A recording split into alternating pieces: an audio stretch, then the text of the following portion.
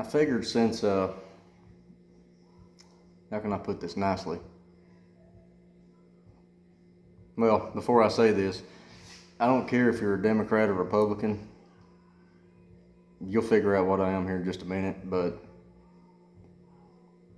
I figure since a lot of Democrats like to have opinions on a lot of stuff, and I'm going to bring politics into drag racing. Let's see. I'm trying to figure out how to say this nicely. I'm going to give you my opinion on things. In my opinion, there should be three types of drag racing. As far as a typical person like me with this right here, and I'm going to back up about 25 years, you should have a pro class, there should be a foot brake class, and a heads up class. And when I say heads up class, I ain't picking on nobody. So don't nobody go get your feelings hurt and think I'm picking on anybody, because I ain't picking on you. I ain't picking on foot brake drivers. I damn sure ain't picking on pro drivers or pro cars, because that's what I do. And I ain't picking on heads up guys. I'm picking on crybabies and idiots, because they need to be picked on. So, with that being said, we're going to start with pro class. And you can throw your opinions in the comments or your advice, because I kind of expect to get a lot of advice on stuff. With pro class, of course, everybody that's got a drag car, there's, pro cars have got delay boxes in them. Should be self-explanatory. You got a delay box, you're turning loose of the button on the top bulb. The delay box will count down your, what do they call it? What do people call that? They call it a handicap. Not necessarily a handicap. I'll get to that one in just a second. And again, this is my opinion from being around drag racing for the past 32 years. And being in a car for, I ain't doing math today. I'm working with numbers all the time, for every bit of the past 20 years. We're going to go foot brake drivers next. Like I said before, you had pro class and you had foot brake class on a bracket race, on a night of bracket racing. Foot braking should be self-explanatory. You launch the car off the foot brake. Now, all these damn people out here that want to go to the World Foot Brake Challenge and this, that, and other, with a trans brake in your car, you're handicapped. And I ain't going to pick on you for that, because a lot of tracks allow that. I might trail off a little bit, and if I do, this should wind up making a lot of sense. If you have got to turn loose of a button to launch your car in foot brake, why in the hell not run pro class? Every track that I have been to, foot brake usually pays, we're going to say a small bracket race, just a normal Saturday night. Pro class usually pays $2,000 to go out there and turn loose of a button and dial your car. It's a good payday. Usually they pay $500 for second place, and then $200 for third and fourth, and then if they pay up to 8 places, if they have like 60 cars, I mean, you get down to 8 cars, you want a little bit back, probably your entry fee, because a lot of places that run for $2,000 have a $60 entry fee. But if you're a foot brake driver, if you're running foot brake and you're turning loose of a button to launch your car in foot brake and you're racing for $800, think about this for a second. If you're turning loose of a button to launch your car, you're doing the same damn thing as a pro driver. He's just got a delay box. And I've never heard so many people that run foot brake that whine and piss and moan because of delay boxes. A delay box car, 99.7% of them have trans brakes. So you're telling me that you would rather run for $800 turning loose of a button than you had run for $2,000 to turn loose of a button. That makes 0 sense to me. That's like voting for Kamala Harris. Or Joe Biden in 2020. Yes, I'm voting for Trump, and I did before. And I did in 16. So, there's where I stand with that one. Some of y'all may think I'm being a smartass about it. If y'all can have an opinion, so can I. But my opinion is stating the obvious. Now let's jump on the heads up bandwagon. I have never in my life, and I've been to quite a few heads up meets. And if you have a heads up car that will fly, my hat's off to you. You've got a lot of money. You obviously have a damn good paying job, or you deal a lot of drugs. Perfect. Because I guarantee you this one right here, I could take that motor sitting right over there and the other parts I have hanging around here, and I could probably make that car run with the 440 boys. A local track around me, they call it the 440 bad boy class. If some of y'all have been to those races, those guys can drive. The guys that run 10.5s, that run 380s, those guys can drive. I'm not knocking any of them people. I'm not really going to say I'm going to knock any of them, but dear God, you can run 200 bracket cars quicker than you can run 30 heads-up cars. What the hell is the deal?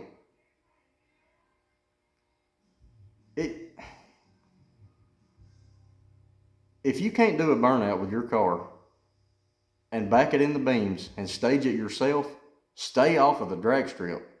Because clearly, I mean, if you can't even find this big bright Christmas tree up there and find the beams, if you can't see the track to line yourself up, why the hell do you have a car that runs 390s, 4.0s? Why do you have a car that's even running faster than 6.0s?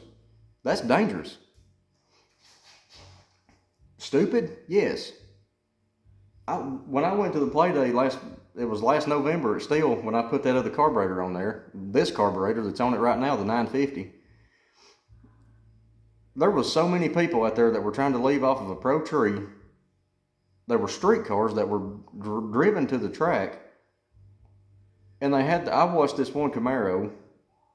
The dude, he embarrassed me for even being anywhere in the vicinity he was in. He pulls up in the water, his buddy gets out of the car, and he does his burnout. I mean, he just annihilated a set of street tires. Why, I don't know. I get it, he's learning. I'm not knocking people that are trying to learn. Go and watch. You can learn a lot by watching. Trust me, I've been doing it since I was 3 years old, because I knew what the hell was going on when I was 3 years old. But this guy does his burnout, and I swear it took him 3 solid minutes, and 3 minutes don't sound like a lot. I ain't going there with that. 3 solid minutes it took this guy to go from the burnout box to get his car in the beams, and his buddy's up there. Come on, come up. I mean, it was stupid. I roll out there with that big, look at that hood scoop. Where's it at? Right there. I can't see. Right there, my big hood scoop. Y'all have never been in the car. None of y'all have that have been in the car driving through the pits with that. It's fun. I love it. I will never have another hood scoop on this car other than that one. And if I can't find that one, then I'll build one myself. I've done a burnout right behind this guy and rolled I mean, I quit spinning when I went past the lights. I backed up, staged the car, and made my pass quicker than he got staged. Why? Why do y'all do that? I mean, it's just like the street outlaw guys. I'm not picking on them. But why in the hell do you need 37 people up there? I mean, your wife's dad's cousins, grandkids, and the rest of the family, why the hell do y'all need them up there staging your car? I've seen people have 4 people check the wheelie bars. There's no need for that. Do you know when the last time my wheelie bars got checked? I can't tell you when. And you see that 608 right there on the window? I guarantee you when I get this new converter put in, I'm going to go out there first pass and the car's going to run a 608 again. It might run a 609 depending on how hot it is. It's a bracket car. Not knocking heads up with none of that. But, and a lot of times, a lot of heads up drivers, y'all will piss and moan. I have seen more of them whine and cry like a bunch of little 7-year-old girls. Well, his car's got radials on it. I got street tires. His car's got a 6-point cage in it. His car's naturally aspirated. It's part of heads up. I went to Brainerd one night and they had 9 different heads up classes up there. Every one of them were 1,500s apart. And no, I'm not saying that heads up drivers don't need to heads up race. That's why we have bracket racing. But that being said, if your car's not consistent, you're not going to win anything. That's part of knowing your car. That's part of figuring your car out. And I'm not just saying that because I'm a bracket racer. I'm always going to be. I'm not saying I'm never going to heads up race, because the minute this car runs 590s, I'm going to run some 6.0 index heads up racing with it.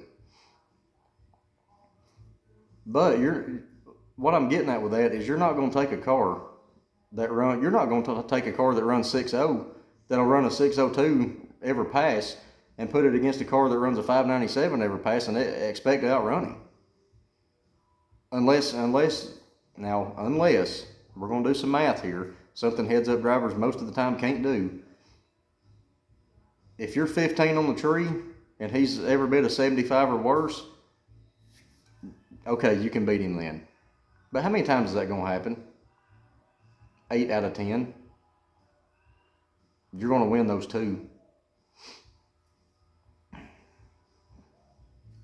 And I'm not picking on nobody. I don't want nobody to think I'm picking on anybody.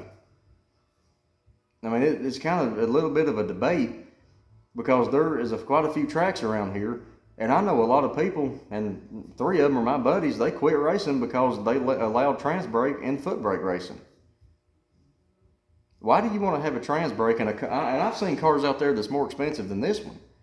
People have got $100,000 tied up into that will go out there and race for $800 to turn loose of a button on the bottom bulb. Why?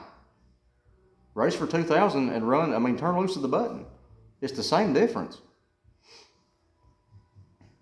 I mean, it really don't make any sense. And there's a lot of people too that don't want to run pro class because, well, I don't like running them faster cars. I love it. I would rather run a dragster if I had another door car that runs slower than me. Especially when they go out there and they're 40 and, I mean, if they're anything under 20 on the tree, with this thing running the way it does, you can get inside of that. Again, heads up driver, it's a math game.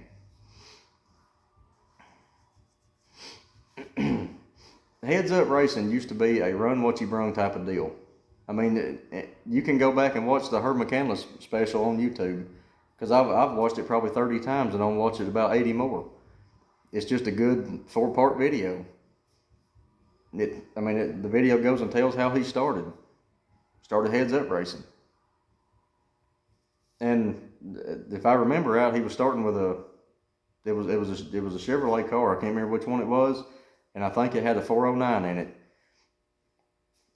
He learned his car. He figured it out, and he went out there and started winning with it. Heads up racing. Now again, I'm not knocking any of that, but the whining and griping and complaining, it gets old after a while. And I'm not whining and griping and complaining because I'm going to run pro class with this from now on.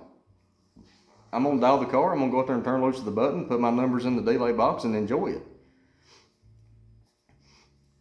And people that have heads-up cars that run, and this is something else I don't get. Why in the hell do y'all want, people that, I've seen people come out there with pro mods that I know their chassis alone costs more than this would turnkey right now. Even running 6.0s. Hell, they cost more than with that big motor over there in it. They'll run in low 5s. But they'll go out there and race for $5,000. I don't understand that. And I know a lot of people probably say, well, you know, my track pays $1,500 in pro. Why do you do that? Why not? Why do foot brake drivers have to run with trans brakes? I get it because they want to.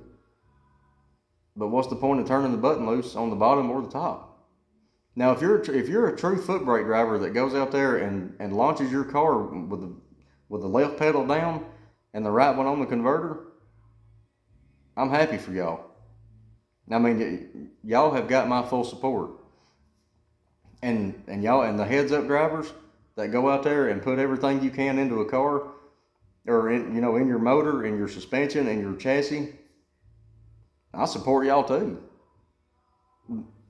I ain't gonna do it with this one, just because I'm sure y'all seen my short. I have to work all the time, mainly to pay child support, which is, I ain't getting into that one, but that's where all my money goes, paying child support. Because if it wouldn't, that right there would be on the track 3 weekends out of the month. And 2, I'm paying for a house. I'm just like every other real American out there having to pay bills, especially with this damn administration that we have right now. A Democratic administration. And no, I'm sure y'all are going to say, well, all y'all Democrats, well, you had to look what we had to come behind. No. Because y'all can go out there and sign it.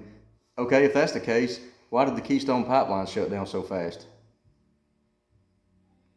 Trump opened it and Biden shut it down. So, end of that one. But it's a little bit up to debate. Then again, it's not, because I've got an opinion just like everybody's got. But when you're pointing out the obvious in a pro class and foot brake class, if you're going to turn loose of a button, because let me tell you this right now. If that car did not have a delay box in it, but of course it does have a trans brake, and I'm turning loose of a button on the bottom bulb, I'm running with the pro drivers. Because if you're good enough to put true foot brake drivers out, you ought to be good enough to put out a delay box. And hang on, let's look at this one. This delay box has been in this car since it was built in 1992. And I about dropped my door. Where's it at? It's way back here. See that? And when I'm still taking that and going out there and having 500 lights and 004s and loading dragsters up, because I have done it before, it's a cheap bracket car. Well, I ain't gonna say a cheap bracket car because there's really nothing cheap about it. It's a good bracket car. I had to get that out because I know there's a lot of people and there's even pro drivers that I'm yet to figure out what, but we'll find something to complain about. But is this car ever gonna run heads up?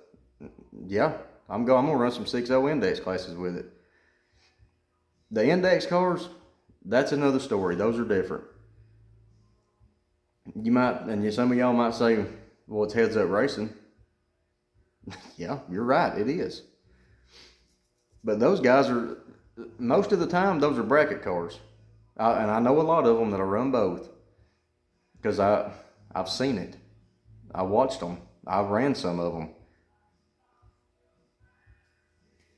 2 of them busted my ass. Did I get mad? No. He had a better life than I did. That's when I had the other carburetor. What carburetor was on it? It's when I had the 850. That one's the other part. When it was an 850 and it was going all over the place, I was 2 over on the dial. He won. Fair, I mean, easy. But some of y'all might feel the same way, and some of y'all might think I'm wrong about that. But I'm not building that car to run a run what you brung type of deal, because I'm not going to put that up against a pro mod that runs 4 flat and expect to win. It's just not how that works. The car's going to be dialed, and it's going to be dialed honest, and something else I don't get is holding numbers. I've never understood that either. All that's doing is giving yourself a chance to break out. Bracket drivers understand that. A lot of people don't like bracket racing because just for the simple fact that they don't get it. Well, why does he get to leave first?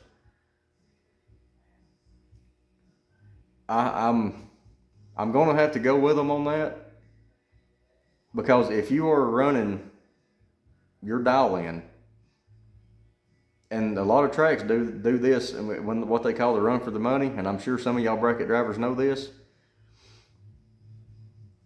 Both cars leave together. Whoever has the best package wins. So how come any bracket race they can't leave together?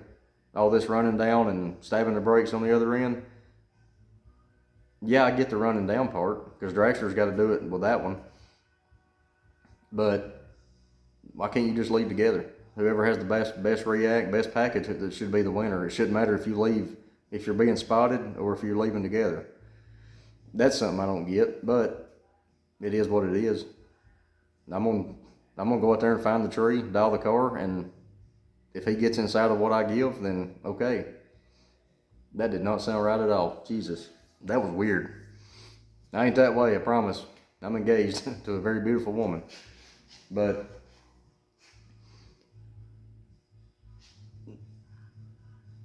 the foot brake deal is what has threw me for a loop, because I know some really good foot brake drivers that won't foot brake race anymore. They don't care nothing about having a delay box. But to me, the handicap is a trans brake driver turning loose of a button running foot brake drivers. And any track that does that, which most of them do, it ain't right.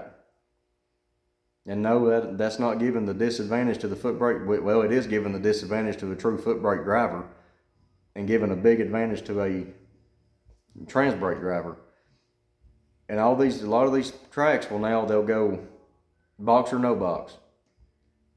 If you're going to get that technical with it, you should say trans brake or no trans brake. If we catch you turning loose of a button, you're out for the night. Come back next week, try it again. But it is what it is. So I felt like I needed to bitch about that for a little while. So my neighbor did introduce me to another project about an hour ago. So, and no, it's not a Mopar.